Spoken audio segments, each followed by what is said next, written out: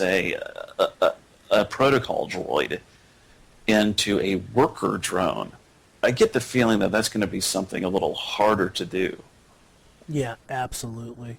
Well, I guess the other thing to just keep in mind is when they're doing a programming or an upgrade is a perfect time to add in, like, say, the odd quirk. Mm-hmm. And that doesn't necessarily have to be something that's bad or annoying, but just unique. Forlom is a great example of that. His personality has a quirk. He started stealing from people who were on board the cruise ship that he first worked on. And that's how he that one little quirk started developing his personality further and further till he ended up off the ship and becoming a bounty hunter because thieving had become boring. It's boring. I don't want to do it no more. Hey, let's see. Doug Red 4 of Rancor Pit had posted the problem with Wookiees, and I'm going to kind of paraphrase this, but he had posted, one of my players created a Wookiee with 60 strength. We hear this a lot. I quickly found out that he is almost impossible to injure. He has little to no dex or dodge, but doesn't need it as he just shrugs off most blaster fire. I stupidly let him have a blast vest at the start of the game, so he is rolling 7D against physical attacks. I tried to take the blast vest away from or off of him, but the player threatened to leave the game if I did. I'm sorry. I gotta throw this on. What a dick. I'm serious. I would have said, "There's the door. Yep. See ya." No, you can't sit here and read your Pathfinder book while we're playing. Get out. On that same token, though, Doug had to end up eating humble pie because he made a GM decision and it came around to bite him. Yep. It's rough. I mean, I guess where I'd start with this is first to start off, it sounds like the player, at the very least, is a munchkin. And let me jump in real quick on this. There are some people who really don't like us using those terms, but we're going to say them anyway. Well, for the more politically correct-minded out there, min-mag-thirth. But unlike many systems, Star Wars D6 does not have a checks and balance built into it. It isn't there. And so for novice players and GMs, it basically can quickly reduce a game to an exercise in kill, loot, sell, rinse, and repeat. It's hard. I mean, especially if Wookiees, and being such an iconic race or species, a lot of people want to play those. Now, I guess the other thing is, as for taking the armor from the Wookiee, I have never seen or heard of a Wookiee even wearing armor. I believe that would be specially fitted for the Wookiee because they're so large. Exactly. And I mean, from that alone, I would probably not allow it. I mean, furthermore, like you just mentioned, the size of a Wookiee makes buying such an item off the rack, a blast vest, next to impossible. Mm-hmm. And I would strongly encourage the GM to explain these facts to the player. But honestly, I don't see it making much difference. I mean, he has already threatened to quit the game if he takes away his blast vest. And like I mentioned earlier, if it was me, I'd just kick him out of the game with a hearty hi-ho and don't come back. Does give the impression that the player is not really in it for the adventure, but he's more of a kill and loot type. Right. And the thing is the whole gaming hobby thing is sort of an interaction between the game master and the players. Mm-hmm. And just the idea that someone would try and hold the game master emotionally hostage is incredibly disrespectful to the game as well as the other players. And heck, I mean, I know. Nope. I'd probably just go, no, you can't have it just because. So, anyways, my advocation. Go ahead, Daniel. I'm just that. It's all good. You know that. We're just excited to be back recording again. Exactly. I think another thing too to work with would be to find ways to get that armor off that Wookiee. First and foremost would be to use weaponry. If you're gonna have a lot of fighting, make sure that any damage he soaks damages that vest. Another thing too would be, use a weapon on him, say an acid thrower. I know they don't. There's not something really big. Maybe a flamethrower. That's more Star Wars-ish. He gets hit with a flamethrower. Well, that vest is going to come off, or it's going to end up stuck to him permanently. Right. I mean, but without benefit. Yeah. The thing is that if it is a problem, the game master needs to devise a way to remove the item from the player. All right. If it's become a hindrance to the fun of the game, you have to get rid of it. It could be lost. It could be stolen. It could be destroyed. I'm quite sure that he doesn't sleep in the vest. I would hope not, anyway. Basically, whatever the game master does, it has to make sense, though, or that player is immediately going to start whining. You're going to have some cheese and crackers on the table because he's just I got sand in my... Never mind. I can't say that. I guess something else I'd suggest for the Wookiee is that some people forget about stun, and that their effects are cumulative. Right. And I do believe it's in Revised Expanded, somewhere like page 97. Let me see. If a character is being affected from a number of stuns equal to the number before the D for the character's strength, in this case 6, the character is knocked unconscious for 2D minutes. And for a stun effect to take place, the damage roll only needs to exceed by like 0 to 3 or above his strength to resist. So it kind of comes down to, you could do several things with this. I'm a big one. If you get shot, stun. You can make that little adjustment in your game.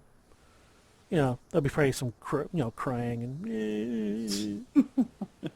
No, another thing you might do is, and I'm a big advocate of this. Roll your damage or your dice behind the screen so that you can adjust the damage effects. You can basically give the players a few cumulative stun, and they will start thinking differently about how they go about combat. So fudge on the dice rolls a little bit. You're telling a good story. It's kind of cool. You got that blaster scar in that one fight. So anyway, that's what I'm thinking. Another thing you might do is basically have a house rule that even if the strength roll to soak beats the amount of damage, it still counts towards the total number a character can take before being knocked unconscious. But they don't suffer the -1D modifier for being stunned, but it does wear down their stamina if they continue to take hits. So that makes a lot of sense. I actually like that too. I guess another one you could come up with would be you could use the hit location charts. The blaster vest only covers the chest and offers, basically what it comes down to is it only offers 33% coverage because it is only the chest, which means 2/3 of the time he's going to get shot. So it's not going to be very effective. And I guess the final suggestion I have would be use combined actions. Every NPC in the same action as shooting at someone, or combined a combined fire action adds +1 pip modifier, and that can be used for either the hit, or the damage. So, for example, a group of 12 stormtroopers at 80 meters sees the Wookiee and combines fire. And that would be 12 minus 1 because one person has to be commanding everybody. So that's a +11 or +3D +2 to basically if they hit the Wookiee, they can decide to add it to the damage. If they're using standard equipment, for example, and they roll say a 5D blaster plus 3D, so that gives them an 8D plus 2. On the average, they do 30 points of damage.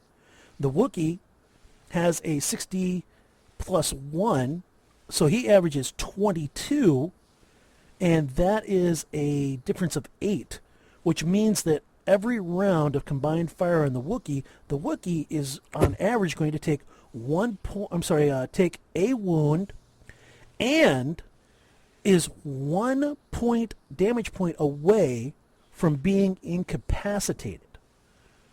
And as they are 80 meters apart, the stormtroopers could feasibly shoot at your Wookiee 2 to 3 times before he could even close the distance. So use distance, use combined fire, and, put the smackdown on your player. Mm-hmm. So anyway, and the other thing is, if none of those tricks work, you can always resort to him fighting a dark side force user, or a dark trooper, or a thermal detonator, or he can fall from a high height into a reactor. It's like you roll a 1 on the wild on a dex roll. You suddenly fall. I don't care if you're on the ground. You fall. And I can see that. You fall and smack your head, your Wookiee's knocked out for 2d6 minutes. Suck it. Lurker from the Rancor Pit. Just a moment here. He's been binging on Discovery and History Channel and over World War II's. He brings up the importance of England and then through them America and supporting the effort. So in reflection of that, for the Rebel Alliance to have a chance, it has to be receiving support from somewhere. On a small scale, it could be acquiring things, let's put in some air quotes there, at a local level, but it only goes so far. There's got to be some place giving munitions, material, so on and so forth. Where in the Star Wars universe is a place that provides the home support? Yep, that's so important, and it's something that's never really addressed. And Lurker actually is less. He's actually in my Monday night group. To answer the question, I can only give you bits and pieces. I can't give you a whole. From episode 4, we get that Alderaan was supplying the Alliance. Now, whether it was people or funds, because Alderaan had no weapons, as far as we know. It was either people or supplies. Or money. Yes, or money. It provided for the Alliance until it was destroyed. There were other worlds. The Mon Calamari Star Cruisers. Those came from Mon Cal or Dak, whatever they want to call that planet now. The design, the build, all came from their world. So there's another one. Well, another thing you might think about is during World War II, they had something called the Liberty ships. Are you familiar with those? It sounds familiar, but I can't place. Okay, what Liberty ships were basically just a thing that floated on water. I mean, it was almost square-like. And they were designed specifically to do nothing more than to be built quickly, cheaply, and they put like certain cargo in it, like food, ammunition, clothes, stuff like that. And they just loaded it up to the top and they'd truck it across the ocean.